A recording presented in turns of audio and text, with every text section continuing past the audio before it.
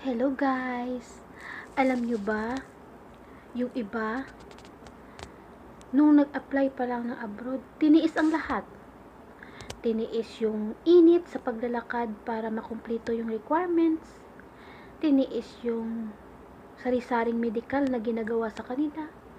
Pati yung pagtuwad at pagsilip ng puwet nila, hindi nila ikinahiya.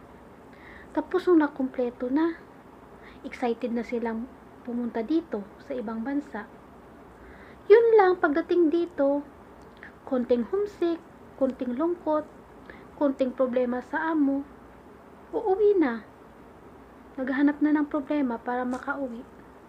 Kaya guys, bago kayo mag-isip mag-abroad, dapat isipin yung lahat ng negative na mangyayari dito sa inyo. Para kung sakali mang pagdating nyo dito ay hindi maganda yung